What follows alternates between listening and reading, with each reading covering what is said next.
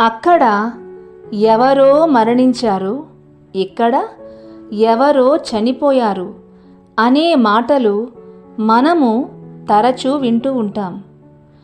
అప్పటి వరకు మాట్లాడుకుంటూ ఉంటారు, నవ్వుతూ ఉంటారు, అందరూ కలిసి భోజనం చేస్తారు, సంతోషంగా ఉంటారు. ఆకస్మికముగా ఏదో ఒక రూపములో మానవునిలో ఉన్న ఊపిరి అతనిలో నుండి బయటకి పోతుంది. అప్పుడు వైద్యులు, కుటుంబ సభ్యులు అతడు చనిపోయాడు అని అంటారు. ఇదే మరణం.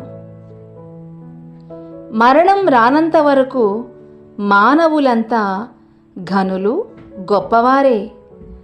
మరణం వచ్చిన తరువాత వికట జీవులుగాను, శవా